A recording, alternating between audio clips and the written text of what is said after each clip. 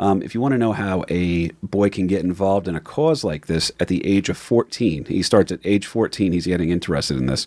He'll attend demonstrations and speeches. What's really going to catch young Colasso's attention is learning about a guy who is, it's extremely controversial. I swear on this show, we try to stay away from conspiracy stuff, but it just keeps finding me, folks. All right?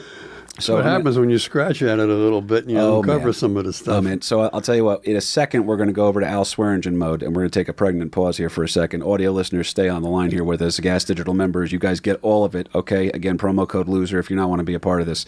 I have to cut this part out for YouTube in a second, but we're going to talk about why young Oscar Colasso's attention is highly, highly, highly captivated by the controversial man named Cornelius P. Rhodes.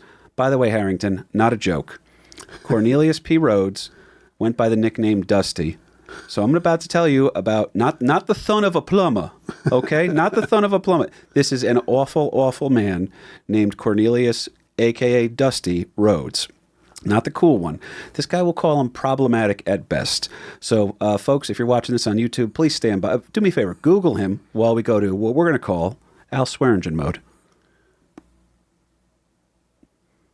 Welcome back to Shrek Talk with the Boys. My name's KP Burke. I am your host here. It is Shrek Boy Summer.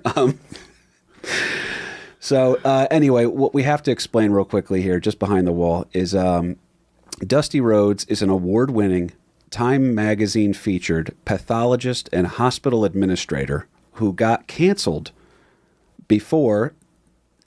It's insane. Before being canceled was a thing, this guy is that problematic that they literally took prizes away from him in the scientific field over a letter that he had written during his time living in PR, working for, guess what, Dad?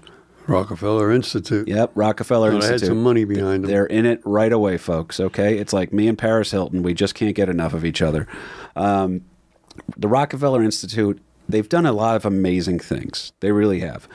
But the problem with science is ethics. So you have this weird thing where like, okay, is it ethical to be doing this? And you have to ask yourself that question. Is it and by the way, this is what I want to say, things like gain of function, things that get you in trouble on YouTube for this.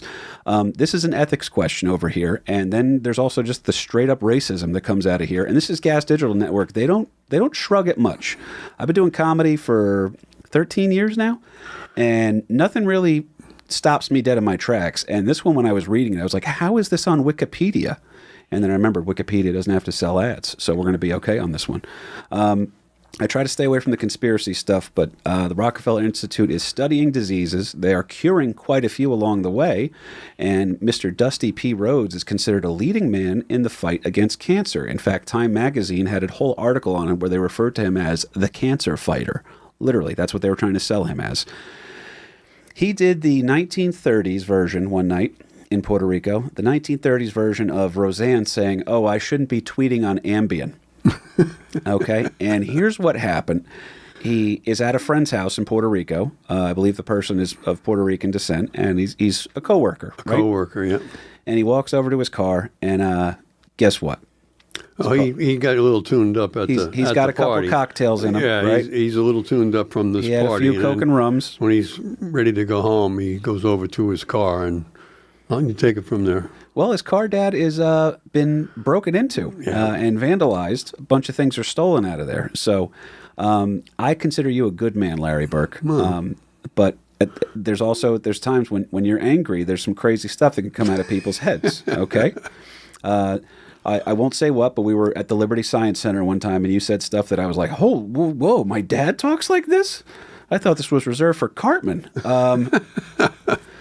But anyway, here's what happens. He goes home, and Harrington, by the way, I'm just going to ask you in the book, you've had a moment in your life before where you go home and just something terrible happens to you, and you blame it on the wrong people. You try to blame it. You're like, you oversimplify. You put something in a box. Yeah, I can think of one specific example in my life where I horrified my roommate and my mother with my language. Ooh. Yeah. Do we want to know? Because we're still behind the paywall here, buddy. Just keep it moving. I hear you. You know what? Harrington's another guy where sweetest kid I've ever met in my life. I love him. I root for him all the time. But I'm terrified to know what he said now. Yeah, the names have been changed to protect the guilty. That's right. We're behind the paywall, so I bet you Harrington was sitting there. He goes, I don't understand it. I feel like the numbers have been embellished on this historical event. The point is that Dustin P. Rhodes and he's got a couple of cocktails in him. His car just got broken into, and people stole some stuff from him on the island of Puerto Rico. He then writes but never sends. This is important. This means that his inbox was full of some pretty flagrant stuff here, folks. He never delivers this letter to a friend of his who is working over at the then New York Memorial Hospital for Cancer Research. By the way, that's now Sloan Kettering. So this guy's doing a lot of research over there. These guys are, what you did back then, you didn't have Twitter and you didn't have Instagram or anything like that. So you had to have correspondence with people in order to keep up. So they work in the same field. And this is, I quote, I'm not even kidding. Nothing that I've said yet should actually get us kicked off of YouTube. What I'm going to read is the quote from this guy's letter, Dusty Rhodes' letter, okay, which I feel like I have to read as Dusty Rhodes now. Is that not? I feel like that's the comedic take on that one. So as former WCW World Heavyweight Champion Dusty Rhodes, I'm going to try to read this one in his trademark classic Georgia lisp. Dad, please don't judge me. And folks at home, please remember, this is not me speaking. This is Time Magazine's cancer fighter speaking to you here, folks. One is certainly not encouraged to make scientific advances when it is a handicap rather than an aid to advancement. I can get a damn fine job here, and I'm tempted to take it. It would be ideal, except for the Puerto Ricans. They are beyond a doubt the dirtiest, the laziest, the most degenerate and thievish race of men ever inhabiting this sphere. It makes you sick to inhabit the same island with them. They are even lower than Italians. Okay. What the island needs is not a public health work, but a tidal wave or something to totally exterminate this population. It might then be livable, and I have done my best to further the process of extermination by killing off 8 and transplanting cancer into at least 8 more. The latter has not resulted in any fatalities so far.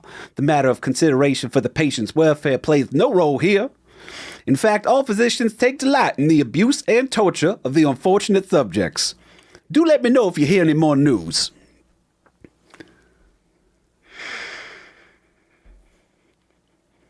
Welcome back to American Loser, folks. We are back on YouTube right now. If you guys missed it, we had a guest appearance from former World Heavyweight Champion of the World, Dusty Rhodes. Speaking as Dusty Rhodes. Yeah, Harrington, did I do a good job? I feel like we had to. I feel like we picked our spot well there. No, you nailed that. That was great. That's Larry Burke. Can you believe people were talking this way? This is from the 1930s, by the way, folks. The 1930s version of what Roseanne did on Twitter. Absolutely. Well, absolutely. We can believe.